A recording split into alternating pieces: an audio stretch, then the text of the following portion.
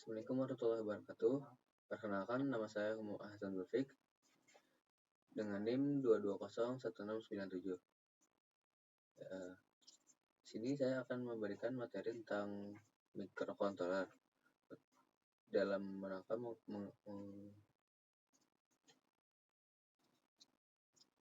untuk memenuhi tugas mata kuliah perencanaan pembelajaran teknik otomasi industri dan robotika.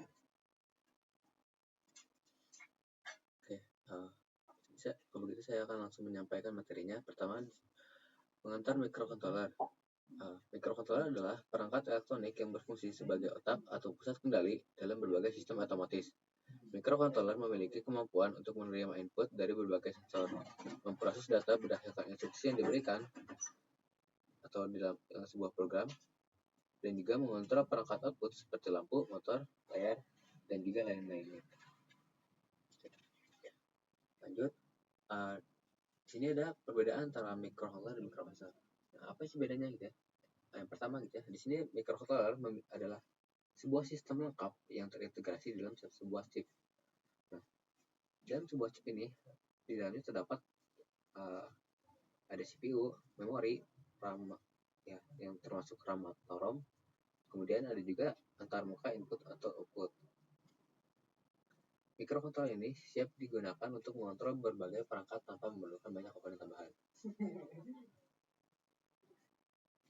Kemudian di sini ada microprocessor. Microprocessor di sisi lain hanyalah sebuah CPU atau Central Processing Unit yang gunanya dan untuk berfungsi, microprocessor memerlukan komponen eksternal seperti memori dan internal input atau output. Nah, microprocessor digunakan dalam komputer pribadi atau PC dan sistem yang lebih kompleks yang memerlukan fleksibilitas tinggi. Jadi untuk perbedaannya sendiri, untuk microprocessor sendiri di sini hanyalah sebuah CPU dan juga memerlukan komponen eksternal gitu. Sedangkan untuk microcontroller sendiri, dia sudah terdapat CPU-nya, memorinya, dan juga input output-nya.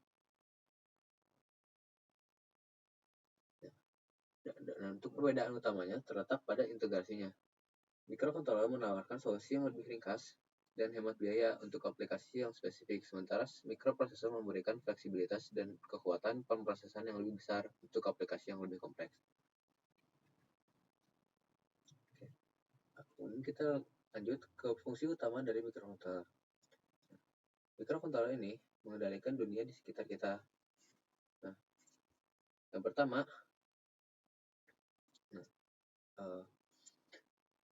microcontroller ini dapat mengambil data dari sebuah sensor atau luaran.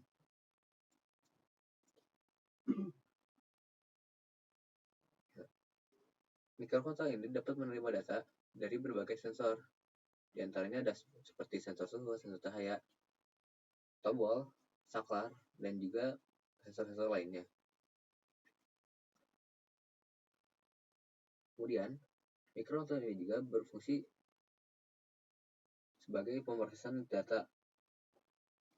Setelah data diterima dari sensor, microcontroller melakukan operasi logika dan matematika untuk memprosesnya. Jadi bisa termasuk perhitungan, perbandingan, dan juga pengambilan keputusan yang akan dilakukan berdasarkan data yang telah diterima. Kemudian yang ketiga, ada pengendalian atau output. Microcontroller juga mengendalikan output atau sebuah aktuator, yang dimana output ini dapat diatur menggunakan tegangan atau menggunakan tegangan yang dikeluarkan dari dalam microcontroller. Microcontroller ini mengendalikan berbagai perangkat output, seperti contohnya misalkan LED, kemudian motor DC, LCD, dan juga beberapa aktuator lainnya, misalnya relay dan juga lain-lainnya. Sebagai contoh, dalam sistem kendali lampu otomatis, sensor cahaya memberikan data tentang tingkatan cahaya yang diterima. Kemudian, data tersebut diolah oleh microcontroller dan diproses. Kemudian, dari data yang sudah diterima tadi, Microcontroller akan memutuskan apakah yang akan dilakukan selanjutnya untuk dijalankan menggunakan aktuator. Misalnya sensor cahaya, jika misalkan redup, jika misalkan cahaya terlalu redup, nah, itu artinya bisa kita artikan lah mungkin ya seperti suasana di luar sudah malam sehingga kita memerlukan cahaya, dan akhirnya microcontroller memutuskan untuk menyalakan lampunya. Tergantung bagaimana program di dalam sebuah microcontroller itu. Dan selanjutnya, pada microcontroller sendiri terdapat memori. Memori itu di dalamnya terdapat ya sebuah tempat data atau programnya itu disimpan. Untuk jenis memori pada microcontroller sendiri, ini terdapat 4 buah jenis memori. Yang pertama ada ROM atau read only memory. Kemudian ada RAM, random access memory. Kemudian ada EEPROM, electrically erasable programmable ROM, programmable read only memory. Kemudian ada juga flash memory. Nah, untuk ROM sendiri, ROM ini adalah memori yang hanya dapat dibaca. Ini digunakan untuk menyimpan program utama atau firmware yang tidak boleh diubah. Data dalam ROM tetap ada bahkan ketika dayanya dimatikan. Kemudian RAM.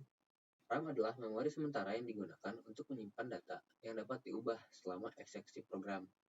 Data dalam RAM akan hilang ketika dayanya dimatikan. Kemudian ada EEPROM. Nah, EEPROM ini adalah memori persisten yang dapat diubah secara elektrik. Nah, ini digunakan untuk menyimpan data konfigurasi yang perlu disimpan meskipun daya dimatikan. Jadi, meskipun dayanya dimatikan, data di dalam EEPROM ini tidak akan terhapus. Dan data di dalamnya ini dapat diubah menggunakan sebuah program. Kemudian ada flash memory. Flash memory adalah kombinasi antara ROM dan EEPROM. Ini sering digunakan untuk menyimpan program karena dapat diubah seperti EEPROM, tapi lebih cepat dan juga lebih efisien. Flash memory biasanya digunakan memang untuk menyimpan program. Misalnya, jika dalam sebuah microcontroller flash memorinya terdapat 2 kilobyte. Nah, jika misalkan kita membuat program yang panjang gitu ya, yang cukup panjang. Nah, setiap kita mengupload program tersebut akan disimpan di dalam flash memory. Nah, jika program kita terlalu panjang mungkin ya. Jika program kita terlalu panjang, ada kemungkinan program yang kita upload pun akan mengalami sedikit error. Dan saya sendiri pernah mengalaminya. Ketika dahulu saya memprogram kode yang terlalu panjang.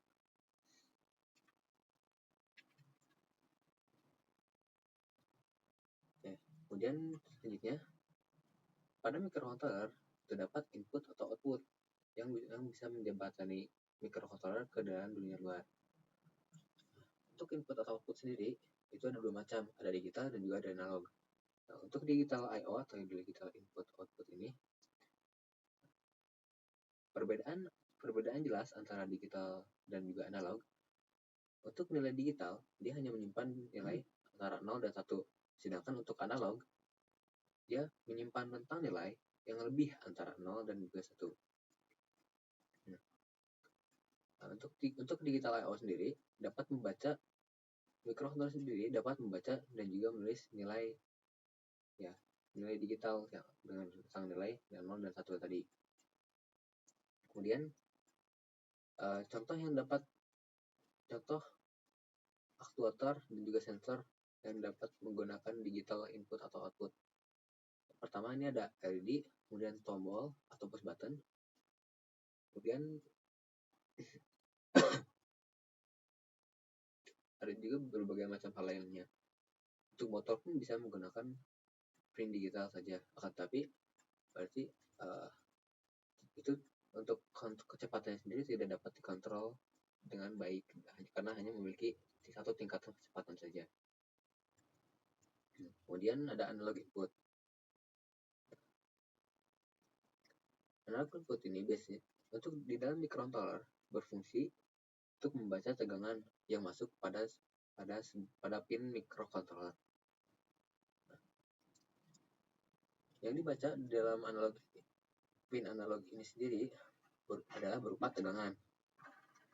Misalnya sebuah sensor suhu, sensor cahaya, potensiometer atau variabel atau yang bisa disebut tiga variabel resistor.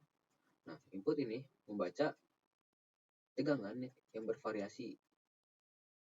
Yang biasanya rentangnya itu adalah 0 sampai 1023. Nah, dan itu juga kembali lagi tergantung pada microcontrollernya. Apakah dia 8 bit ataukah berapa? Apakah 16 bit atau 32 bit? Ya, itu kembali lagi ke microcontrollernya. Jika pada microcontroller Arduino itu biasanya 8 bit dan sehingga 16 bit baru. Sehingga datanya sendiri biasanya adalah di antara rentang 0 sampai 1023. Karena 16 bit adalah 1024, akan tapi untuk datanya sendiri dimulai dari 0, jadi sehingga untuk rentangnya sendiri dimulai dari 0 sampai 1023. Dan ada analog output. Nah, untuk analog output sendiri ini berkebalikan dengan analog input. Jika analog input adalah membaca nilai tegangannya yang masuk ke dalam pin, maka analog output menghasilkan tegangan keluaran pada pin yang kita gunakan. Misalnya, untuk contohnya, untuk analog output sendiri bisa kita gunakan sebagai pengatur kontrol kecepatan motor. Output analog menghasilkan tegangan yang bervariasi untuk mengendalikan perangkat analog.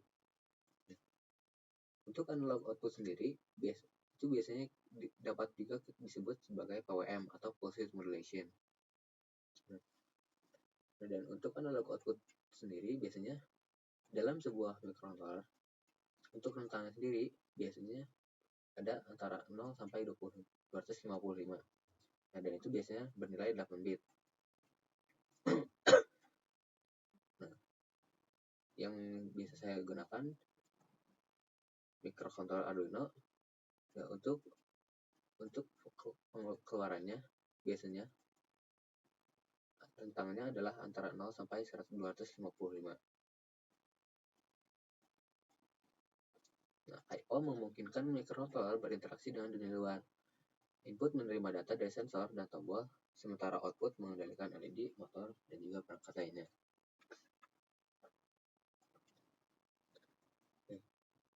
Lanjut, di sini ada pemrograman microcontroller. Saya akan bahas tentang bahasa pemrograman yang digunakan dan juga alat yang bisa kita gunakan untuk memprogram sebuah microcontroller. Bahasa pemrogramannya. Microcontroller dapat diprogram menggunakan berbagai bahasa seperti bahasa assembly, bahasa C, C++, dan juga Python. Bahasa C adalah bahasa yang paling umum digunakan karena efisiensi dan juga kontrol hardware yang baik. Kemudian ada juga compiler. Nah, compiler ini adalah alatnya. Compiler mengubah kode program menjadi bahasa mesin atau hex file yang dapat dimengerti oleh sebuah microcontroller.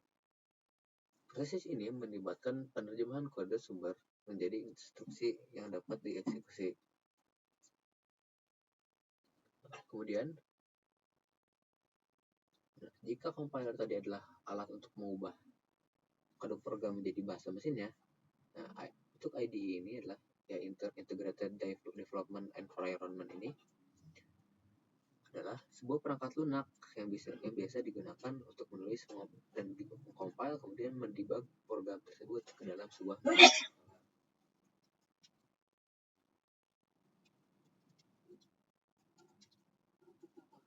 IDE tersebut ada misalnya di antaranya adalah Arduino IDE. Ada juga platform pemrograman lainnya seperti Visual Studio Code. Nah, dan kemudian ada juga STM32 Cube IDE. Nah, itu biasanya digunakan khusus untuk memprogram microcontroller STM32. Nah, IDE sendiri menyediakan alat yang diperlukan untuk pengembangan perangkat lunak yang efisien.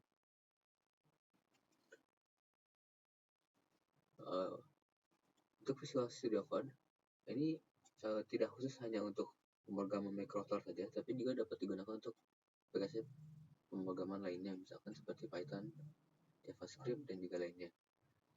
Tapi bisa digunakan juga untuk memprogram Arduino dengan menggunakan platform I/O dan beberapa setting yang diperlukan.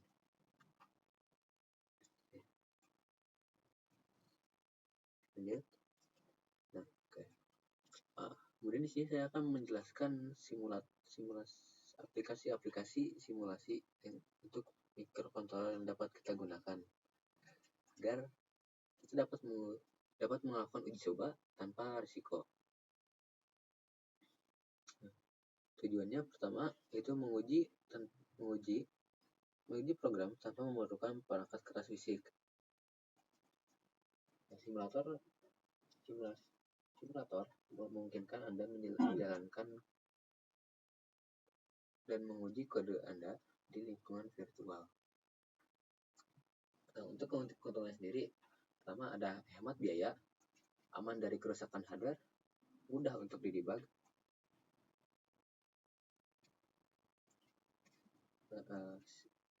dan juga simulator ini juga dapat menghilangkan risiko kerusakan perangkat keras dan juga mengurangi biaya pengembangan.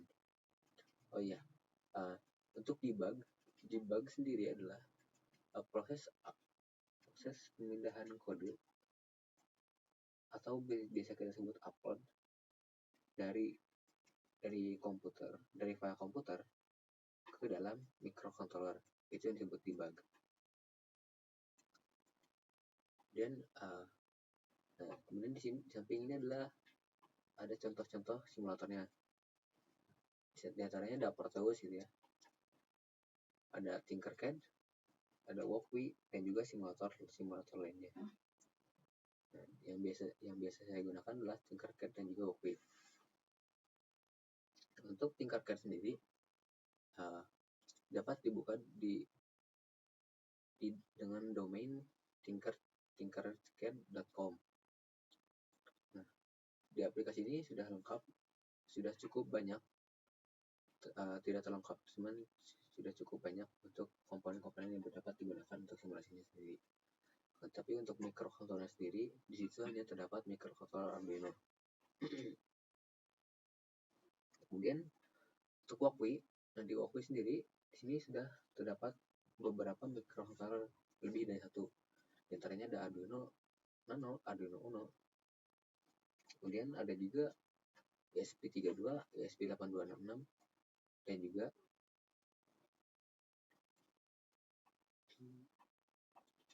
juga Raspberry Pi Pico. Nah, dan kemudian untuk Proteus sendiri, pada Proteus sendiri biasanya Proteus ini lebih umum digunakan untuk simulasi elektronika. Jika ingin mencoba simulasi microcontroller, perlu mendownload library microcontroller itu terlebih dahulu. Misalnya Arduino Uno. Jika Anda ingin mencoba Arduino Uno, maka Anda perlu mendownload terlebih dahulu library Arduino Uno-nya dan kemudian dimasukkan ke dalam Proteus-nya. Nah, untuk pemrogramannya sendiri bagaimana? Nah, untuk pemrogramannya sendiri, jika pada Tinkercad itu sudah terdapat kodenya sendiri, nanti akan saya coba praktekkan dan saya tunjukkan. Dan untuk pada Walkwi pun sudah begitu. Jika pada Walkwi sudah muncul di sampingnya langsung sebuah bagian kode, dan di sebelah kanannya itu adalah untuk wiring komponennya, wiring atau ya penjaluran lah ya, jalur dari rangkaian yang akan kita jalankan. kemudian yang sebelah. Nah, jika menggunakan Proteus, mungkin untuk tahapannya sendiri lebih banyak dibanding tahapan lainnya. Karena pada Proteus ini cukup kompleks dan beberapa tahapannya agak sulit dilakukan. Nah, untuk Proteus, pertama masuk wiring dulu semua rangkaian yang akan digunakan seperti sensor-sensor, microcontroller, dan juga output yang akan digunakan. Jika sudah, double klik microcontrollernya, dan kemudian Anda akan memasukkan kode file hex yang bisa didapatkan setelah Anda mengcompile program di dalam aplikasi Arduino. Dan jadi untuk Proteus sendiri, cara pemrogramannya adalah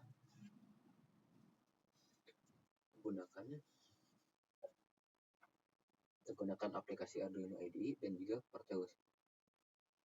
Dirangkai menggunakan Proteus, kemudian memprogram menggunakan aplikasi Arduino IDE-nya. Dan di dalam aplikasi Arduino IDE-nya juga terdapat beberapa tahapan lagi untuk melakukan itu.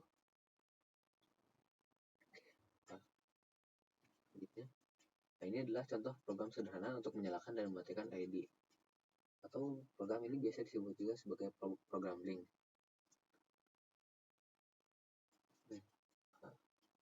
Pertama di sini ada inisiasi pin.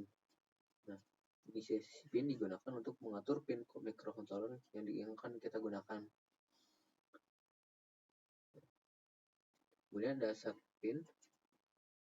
Nah, ini akan mengirim sinyal set pin high, yaitu mengirim sinyal high ke dalam pin. Atau high ini dapat kita artikan sebagai 1 atau ya nilai 1 seperti yang saya bilang tadi. Ini adalah penggunaan pin digital. Jadi nilainya hanya ada 0 dan juga 1. Dan high ini berarti bernilai 1. Kemudian ada delay. Nah, delay ini biasanya digunakan untuk menunggu atau menghentikan semua proses yang berjalan di dalam microcontroller selama beberapa saat, tergantung nilai yang diatur di dalam programnya. Kemudian ada set pin low. Nah, berarti ini memberikan nilai output bernilai 0. Dan di sini di bagian bawah sini terdapat contoh programnya. Yang pertama di sini ada void setup. Void setup adalah program yang akan dijalankan pertama kali dan dijalankan hanya 1 kali. Jadi jika Anda ingin hanya menjalankan sebuah program itu selama sebanyak 1 kali, maka Anda dapat menyimpannya di dalam void setup ini. Nah, di sini ada pin mode. Nah, pin mode ini adalah inisiasi pin yang digunakan. Nah, kemudian ada 2 parameter. Parameter adalah di mana Anda bisa memasukkan nilai di dalam sebuah function. Function ini adalah sebuah fungsi. Jadi seperti inilah misalkan. Ini 13 dan juga output. Nah, parameternya ada 2, 13 dan juga output. Nah, untuk parameter yang pertama ini, dia adalah pin yang akan kita gunakan. Dan di sini pin yang digunakan adalah pin 13. Kemudian parameter yang kedua ini adalah modenya. Nah, dan untuk modenya di sini diset sebagai output. Itu artinya mengontrol sebuah aktuator, yang mana di sini adalah sebuah LED. Dan untuk modenya sendiri, di sini terdapat ada 3 mode. Ada output yang pertama ini ya, kemudian ada juga input, dan juga yang terakhir ada input pull up. Tulisnya input underscore pull up dengan kapital semuanya. Kemudian di sini ada void loop. Void loop ini merupakan fungsi yang dimana jika kita meletakkan kode program di dalamnya, maka kode program ini akan terus-menerus berulang sampai microcontroller itu dimatikan. Nah, di sini ada digital write. Nah, digital write itu digunakan untuk memberikan nilai output digital pada sebuah pin. Nah, di sini parameter juga ada dua. Yang pertama, parameter pin berapa yang akan kita berikan nilai. Kemudian nilainya. Parameter yang kedua adalah nilainya. Nilainya itu adalah 0 dan 1 sesuai dengan fungsi programnya, yaitu digital write, digital yang artinya hanya bernilai 0 dan 1. Write dan artinya menuliskan, ya artinya mungkin dapat kita analogikan seperti kita menuliskan nilai untuk sebuah pin ini adalah 1, seperti itu. Nah, kemudian delaynya ini ada 1000.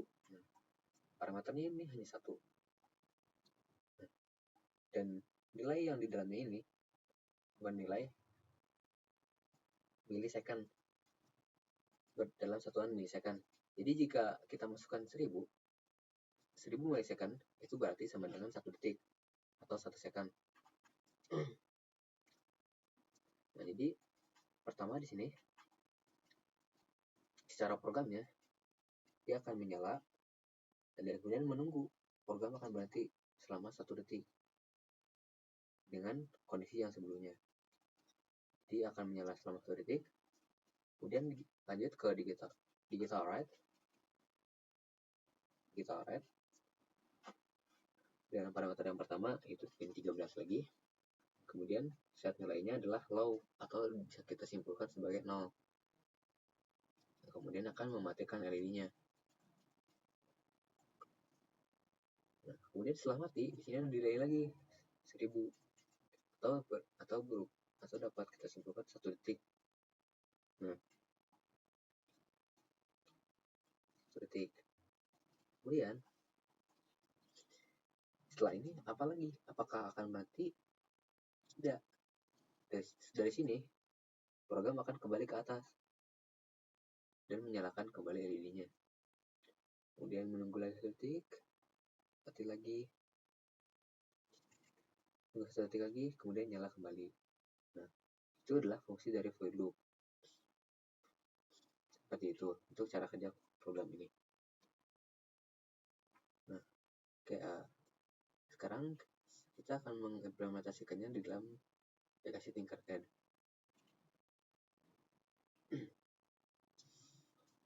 LED.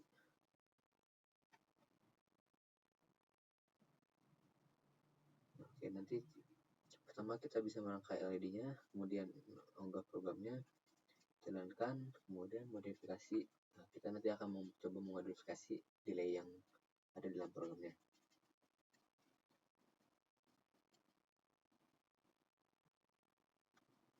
Oke. Nah, ini adalah contoh yang sudah dibuat. Nah, kita dapat memasukkan komponen-komponen kemudian merangkainya seperti ini. Nah, di sini terdapat banyak lagi komponennya. Di sini ada basic, ada all. Basic yaitu dasar-dasar, komponen dasar. Kemudian ada Arduino, dan microbit, circuit assemblies, dan juga ya all juga semuanya. Nah, untuk Arduino, nah di sini sudah ada. Jika untuk para pemula gitu ya, untuk starter, kita dapat menggunakan yang sudah terangkai seperti ini. Nah, di sini ada blink gitu ya. Dan di sini ada analog input, digital read serial, button, dan juga banyak hal lagi lainnya. Ini untuk yang sudah dirangkaikan. Tapi kita juga bisa merangkainya sendiri dengan mengganti komponennya ke all. Nah, di sini semua komponennya berubah. Nah, di sini banyak komponen-komponen satuan. Di sini banyak sekali komponennya. ada IC juga. Dan jika kita ingin memasukkan Arduino seperti ini, klik, lalu dia bisa masuk. Setelah masuk, kita bisa simpan. Dan kemudian jika kita ingin menambahkan lagi komponennya, bisa kita masukkan LED seperti ini. Dan kita tambahkan resistor agar arusnya tidak terlalu besar. Untuk resistor sendiri kita masukkan 220 saja.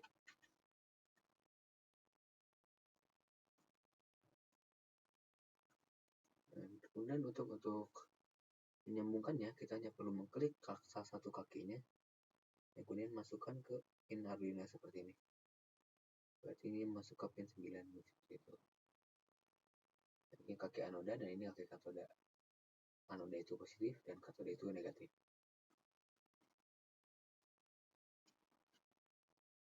Seperti itu. Di sini karena saya sudah punya rangkaiannya, jadi saya hapus saja. Oke, di sini saya sudah memasukkan programnya. Nah, jika kalian baru pertama kali, tampilannya pasti akan seperti ini. Jika ingin mengubahnya menjadi tampilan teks seperti tadi, ubah saja jadi seperti milik saya, dan mengganti edit mode-nya jadi teks.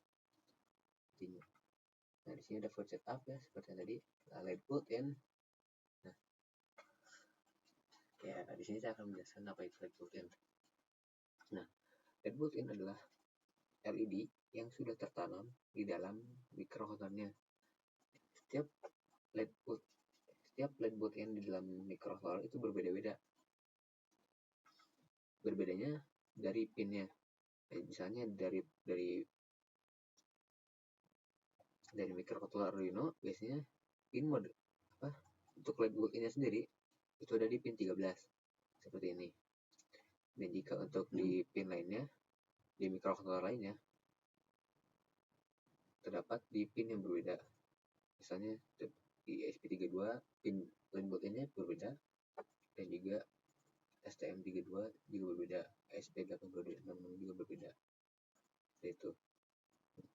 Jadi secara program ini sama seperti yang ada di PowerPoint tadi. Oke. Saya akan coba mulai.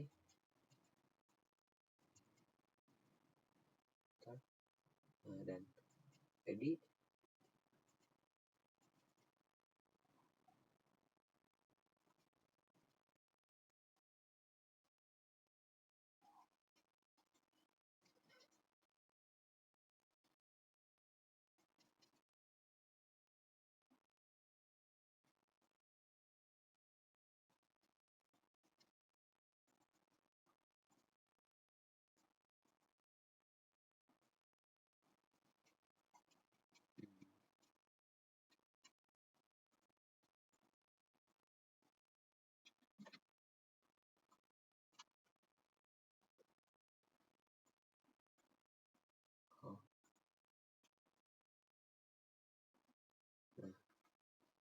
LED menyala kemudian mati selama 1 detik. Itu. Nah, seperti itu. Nah, di sini 1000 milidetik artinya 1 detik. Dapat kita ubah. Misalnya jika kita ingin menyalakannya selama 100 milidetik atau 0,1 detik, bisa kita ubah menjadi 100 saja. Kemudian LED-nya akan menyala dengan lebih cepat, berkedip dengan lebih cepat. Nah, seperti ini. Nah, ini adalah contoh sederhananya. Nah, kemudian kita akan mencoba komponen lainnya. Nah, di sini saya akan mencoba analog input dan juga serial output. Nah, di sini sudah ada kode-kodenya karena saya mengambil template. Jika kita merangkai sendiri, kodenya tidak akan muncul. Tapi jika menggunakan template yang sudah terangkai seperti ini, biasanya kodenya sudah ada di dalamnya. Di sini ada potentiometer atau variable resistor. Di sini menggunakan pin analog 0. Dan di sini untuk LED LED-nya menggunakan pin 9. Nah, dan programnya seperti ini. Nah, ini saya akan menjelaskan programnya dulu. Di sini ada sensor value. Di sini adalah variable bertipe data integer atau bisa disebut sebagai bilangan bulat, tidak ada komanya. Kemudian ada output value juga. Dan di sini ada inisialisasi pin. Kemudian ada serial begin. Nah, serial begin ini adalah untuk serial monitor. Bisa kalian cari tahu lagi nanti. Ini jadi data yang masuk dari pin ini nanti bisa di-print ke dalam ini menggunakan fungsi serial print ini. Oke, akan dicoba, langsung dipraktikkan saja. Simulasikan. Nah, di sini kenapa 0? Karena posisinya ada di 0. Nah, di sini setelah kita putar-putar, nilainya akan berubah. Nah, di sini akan kembali menjadi 0. Di sini berubah, akan bertambah. Ya, bertambah, dan nilai pada LED pun bertambah. Nah, ini jadi program ini adalah program di mana nilai output dikontrol menggunakan data input. Outputnya sendiri bernilai PWM dan inputnya bernilai analog. Dari input sendiri kan inputnya bernilai dengan rentang antara 0 sampai 1023. Dan untuk outputnya sendiri, sedangkan outputnya hanya bernilai 0 sampai 255. Di sini untuk nilai outputnya itu di dalam microcontroller ini diolah kembali agar outputnya dapat menyesuaikan. Nah, di sini ada menggunakan fungsi map. Nah, fungsi map ini adalah mengubah nilai atau mengubah data dengan rentang tertentu menjadi rentang lainnya. Misalnya di sini pada map ini ada 5 parameter. Pertama, data yang ingin kita ubah, rentang nilainya. Kemudian ada rentang nilai awal. Nah, rentang nilai awal di sini adalah 0 karena nilai sensor value atau analog read 0 ini adalah 0. Kemudian outputnya di sini rentang akhirnya ada 1003, kemudian diubah menjadi 0 sampai 255 seperti itu. Dan kemudian di analog write, nah ini adalah untuk output analog.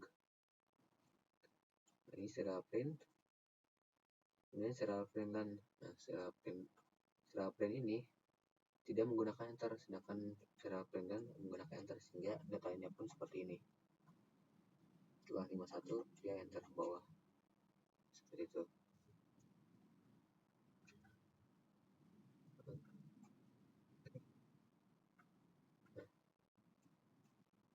Oke, untuk materinya mungkin saya cukupkan sekian. Terima kasih atas perhatiannya. Saya ucapkan Assalamualaikum warahmatullahi wabarakatuh.